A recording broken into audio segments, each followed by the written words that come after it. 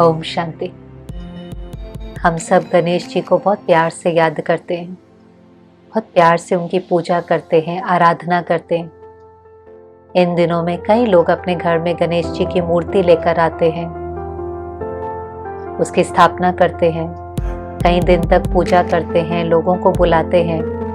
पर अंदर में ये भावना होती है कि हम ये सब कुछ करेंगे तो हमारे सारे विघ्न दूर हो जाएंगे, कोई भी प्रॉब्लम है, चैलेंजेस हैं, वो सब खत्म हो जाएंगे। और इस भावना के साथ हम कई प्रकार के रिचुअल करते हैं। तो एक बार अपने से पूछना है, क्या ये पॉसिबल है? क्या सिर्फ मूर्ति की स्थापना करने से हमारे विघ्न हट जाएंगे?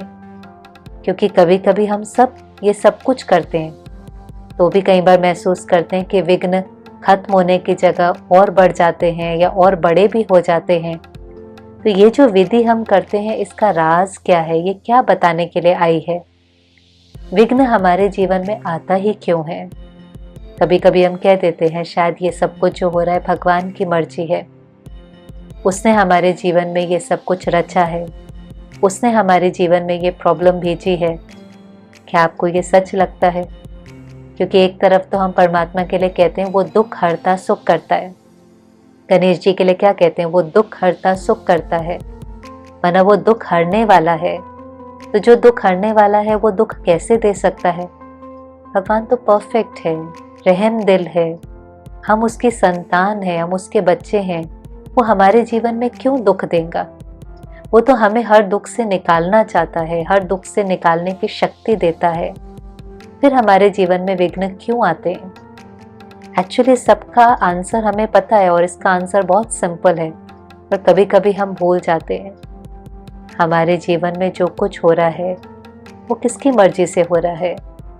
ये लॉ हम सबको पता है कि जैसा कर्म हम करते हैं वैसा फल हमको मिलता है।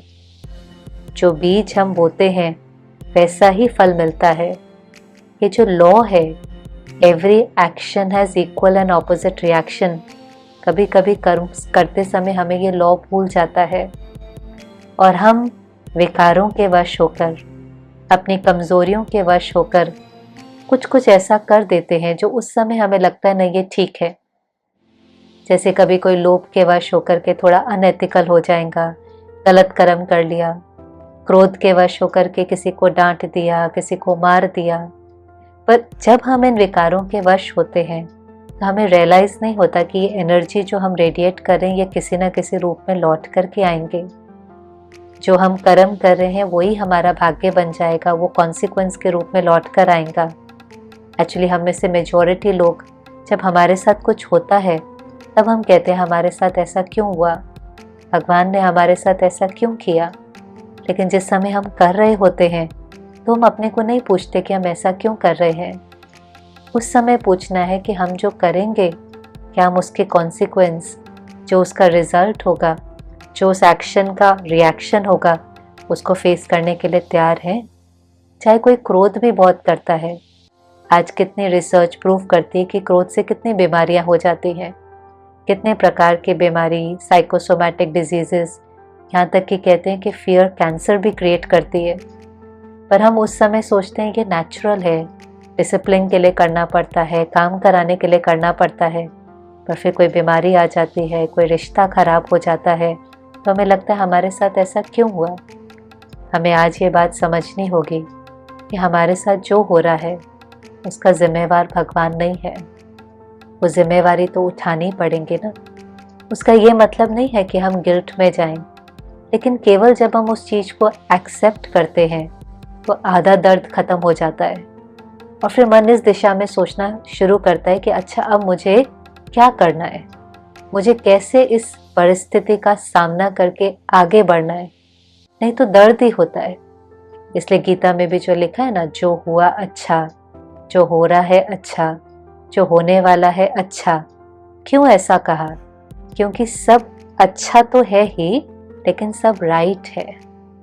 ये बात इसलिए बार बार कही कि हम दर्द में नहीं जाएं और हम समझें कि जो कुछ हो रहा है वो एक्यूरेट है, वो राइट है। इसलिए जब कहते हैं कि भगवान की मर्जी है, एक्चुअली वो कहने में सिर्फ ताकत आ जाती है कि नहीं राइट है और मुझे इस राइट का सामना करना है।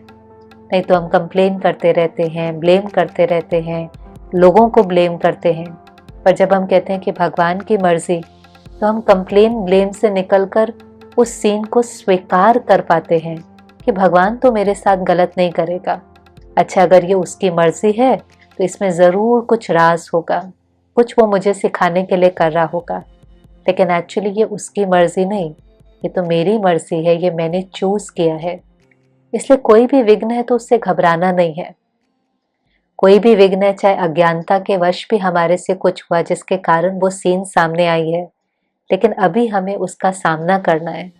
और इसलिए जो गणपति के दिन है वो बहुत इम्पोर्टेंट है, क्योंकि गणपति वो सिंबॉलिक है। एक्चुअली गणपति नहीं है, गुणों का पति है। जब हम वो सारे गुण अपने अंदर धारण करते हैं, जैसे आप गणपति को देखें तो सिर ही किसका दिखाया है? हाथी का सिर दिखाया है। हाथी का सिर माना, हाथी बहुत इंटेलिजेंट एनिमल माना जाता है, जिसकी बुद्धि बहुत विशाल है, बहुत विजडम है, वाइज इंटेलेक्ट है। हाथी का सिर, क्योंकि सिर हमेशा ईगो की निशानी दिखाते हैं ना, इसलिए जैसे रावण का सिर के लिए कहते हैं कि उसका सिर काटा, माना वो ईगो का सिंबॉलिक है। हाथी का सिर किसका सिंबॉलिक है? विजडम का। माना जिसके अंदर ज्ञान है, जिसके अंदर विजडम है, उसका हर कर्म श्रेष्ठ होगा। गणपति जी को अगर आप देखें तो बहुत सारे गुण दिखाई देते हैं। कान कैसे दिखाए? बड़े बड़े, कि जो भी सुने वो पहले फिल्टर हो। कान ऐसे है ना, जैसे छलनी जैसे होते हैं। गलत नहीं सुनना है, क्योंकि जो सुनेंगे वो मन में चलेगा, जो मन में चलेगा वो बोल और कर्म में आएगा और वो हमारी तकदीर बन जाएंगे। इसलिए सुनने से पहले फिल्टर करना है। किसी की कमी नहीं सुननी, किसी की बुराई नहीं सुननी, सही सुनना है और सही सोचना है। आंखें कैसी दिखाई? छोटी छोटी, माना फार साइटेड है, दूरानदेशी है। ये बहुत ज़रूरी है। कभी कभी जब हम कर्म करते हैं तो सिर्फ आज का सोचते हैं, आज की सफलता, आज की प्राप्ति। ये नहीं समझते कि जब आत्मा शरीर छोड़ती है तो उसके साथ सिर्फ और सिर्फ उसके संस्कार और कर्मों का हिसाब किताब जाता है। हमारे हर कर्म का रिजल्ट हमें फेस करना होता है। जो हमने पहले भी कहा कि एवरी एक्शन का ऑपोजिट रिएक्शन है। हम राइट करेंगे तो हमारे साथ राइट ही होगा। लेकिन कर्म करते समय दूरानदेशी, पास्ट, प्रेजेंट, फ्यूचर को सामने रखते हुए जो प्रेजेंट में करेंगे वो फ्यूचर बनता जाएगा। इसलिए दूरानदेशी। मुख छोटा दिखाते हैं, अर्थात प्यार से बोलना है, कम बोलना है। सूंड दिखाते हैं, वो किसकी निशानी है? आप हाथी देखो, सूंड से कोई चीज़ उखाड़ भी सकता है, पेड़ भी उखाड़ देता है, लेकिन कितने प्यार से कोई चीज़ स्वीकार भी करता है। केला आदि दो तो कितने प्यार से स्वीकार करेगा, कितने प्यार से बच्चे को उठा लेगा। मतलब बहुत बैलेंस है, पावरफुल भी है तो लविंग भी है। इस प्रकार से अगर गणपति जी का पेट देखें तो बड़ा पेट दिखाते हैं। बड़ा पेट अर्थात समाने की शक्ति। किसी की कमी है, किसी की कमजोरी है, उसका वर्णन नहीं करें, उस चीज को सहन करके अपने अंदर समा ले। ये समाने की शक्ति है। नहीं तो किसी को कहते हैं ना, इसका कोई बहुत बोल देता है तो कहते हैं इसके पेट में कोई बात नहीं रहती।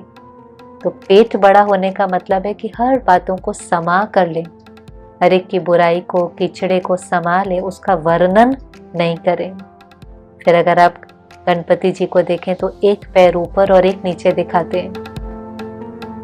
वो उपराम स्थिति की निशानी है। उपराम अर्थात दुनिया में है, सबके साथ रहते हैं, सब कर्म करते हैं, लेकिन सब कुछ करते हुए भी डिटैच्ड और लविंग हैं, न्यारे और प्यारे हैं। किसी के संस्कारों का, किसी परिस्थिति का, किसी बातों का प्रभाव मेरे ऊपर नहीं पड़ता है और हम अपनी श्रेष्ठ स्थिति से, प्रभावों से परे रह करके जो राइट कर्म करना है वो कर पाते हैं, लविंग हो पाते हैं। नेगेटिविटी का इन्फ्लुएंस हमारे ऊपर नहीं पड़ता है। तो हर प्रकार के इन्फ्लुएंस से परे रहकर अपना पॉजिटिव इन्फ्लुएंस फैला पाते हैं। तो गणपति जी को जब आप देखते हैं, चाहे अलंकार भी देखें, हाथ हमेशा देने वाला, ज्ञान की कुल्हाड़ी, अर्थात जो कुल्हाड़ी है उस कुल्हाड़ी से अपनी कमी कमजोरियों को खत्म करना, रस्सी दिखाते हैं, मना प्रतिज्ञा लेना कि हम राइट करेंगे, हम भगवान की श्रीमत पर चलकर के श्रेष्ठ कर्म करेंगे। तो एक एक अलंकार, एक एक कर्मेंद्रियां सिखाने के निमित्त हैं। और जब हम वो सीखते हैं तो हम गुणों के पति बन जाते हैं। तो जो गुणवान होता है उससे तो गलत कर्म हो ही नहीं सकता। गुणवान का तो हर कर्म श्रेष्ठ होता है। और इसलिए फिर गणपति जी की 2 पत्नी दिखाएंगे ना, रिद्धि और सिद्धि। अर्थात जो गुणवान है, जो श्रेष्ठ कर्म करता है, उसके जीवन में सफलता ही सफलता है। संकल्प भी उसका श्रेष्ठ है, इसलिए संकल्प से भी सिद्धि। बोल उसका राइट है, इसलिए वरदानी बोल। कहते जो ये बोलते हैं सिद्ध हो जाता है। इनके बोल तो वरदानी है। और कर्म ऐसे कि हर कर्म के अंदर सफलता समाई हुई है। तो हर प्रकार की सिद्धि उनके जीवन में है।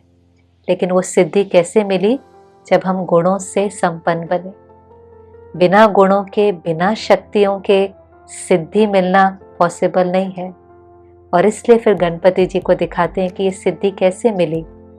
कहानी दिखाते हैं ना कि गणपति जी को और कार्तिकेय को कहा कि विश्व का चक्कर लगा कर आओ। तो गणेश जी ने क्या किया? अपने माता पिता का ही चक्कर लगा लिया। तो माता पिता कौन है? हम भगवान के लिए कहते हैं तुम ही हो माता, पिता तुम ही हो। अगर हमने उस भगवान से अपना रिश्ता जोड़ा, वो भगवान जो ज्ञान का सागर है, गुणों का सागर है, शक्तियों का सागर है, अगर हमने उसकी परिक्रमा कर ली, उसके साथ रिश्ता जोड़ लिया, तो सारे गुण, सारी शक्तियां हमारे अंदर आने लग जाती हैं। वो जो विधि है मेडिटेशन की, कि मन को उसमें लगाएं, जो गीता में भी लिखा है ना, मन मनाभव, मन को उसमें लगाने से उसकी सिद्धि हमें मिलने लगती है। वो गुण और शक्तियों के जैसे हम सागर बनने लगते हैं। अगर कोई ऐसा बन जाए तो वो तो किसी भी विघ्न का सामना कर सकता है। तो परमात्मा हमको कहता है कि परमात्मा को सिर्फ इसलिए याद नहीं करो कि ये विघ्न दूर कर दो, ये बात खत्म कर दो। वो बात खत्म नहीं कर सकता है, बात हमें खत्म करनी पड़ेगी। जैसे कोई बच्चा टीचर को कहे आप मुझे पास कर दो, तो टीचर कहेगा मैं पास नहीं कर सकता, मैं पढ़ा सकता हूँ, आप पढ़ करके पास हो जाओ। तो परमात्मा भी क्या कहता है? मैं आपको ज्ञान दे सकता हूँ, शक्ति दे सकता हूँ, गुण दे सकता हूँ, लेकिन आपके जीवन में आने वाले चैलेंजेस को आपको पार करना है। तो योग वो विधि है जिससे हम जब निर्विघ्न बनते हैं, माना हमारी स्थिति जब एलिवेटेड हो जाती है, हमारी स्थिति जब श्रेष्ठ बन जाती है, तो हम किसी भी विघ्न का सामना कर सकते हैं। तो ये इंतज़ार नहीं करें कि विघ्न कब जाएगा, संसार कब ठीक होगा, हर प्रॉब्लम कब ठीक होंगी, लेकिन अपने को ठीक करना है। जब हम अपने को ठीक करते हैं, अपने को गुणों से भरपूर करते हैं, तो पहाड़ जैसी बात भी छोटी लगती है। परमात्मा कहता है पहाड़ जैसी बात भी राई बन जाती है, रोई बन जाती है, जिसको आप फूंक मार के उड़ा सकते हो। तो बात का कोई साइज नहीं होता। लेकिन अगर हम कमज़ोर होते हैं तो वो विघ्न बहुत बड़ा लगता है, और अगर हम शक्तिशाली होते हैं तो वही विघ्न हमें आगे बढ़ाने के निमित्त बन जाता है। जिसको परमात्मा कहता है कि तूफान नहीं लगता, फिर वो तोहफा लगता है कि ये तूफान नहीं है। नहीं तो लगता है मेरे जीवन में तूफान आया, फिर लगता है ये तोहफा है, ये आगे बढ़ाने के निमित्त है। इसने मेरी सहन शक्ति बढ़ाई, समाने की शक्ति बढ़ाई, मुझे एक अच्छा व्यक्ति बनाया, हम उससे कुछ बढ़े। तो इसलिए भगवान को याद नहीं करें कि कैसे हम इस प्रॉब्लम से बाहर निकले। It's not about getting out of the problem, it's about growing, कि उस प्रॉब्लम से हम कुछ सीखें। सिर्फ गोइंग नहीं, उससे पार नहीं होना है, लेकिन उससे ग्रो करना है। तो इन गणपति के दिनों में ज़रूर मूर्ति अपने घर में लाएं, बहुत प्यार से याद करें, लेकिन याद करते समय अपने को याद दिलाएं कि मुझे ऐसा बनना है, मुझे ऐसा बन करके अपने विघ्नों को हरना है, मुझे परमात्मा से शक्ति लेकर के खुद गणेशा जैसा बनना है। स्मृति से जब हम इसको बनाएंगे तो हम अपने हर विघ्नों को बहुत सहज रीति से पार कर सकेंगे। ओम शांति।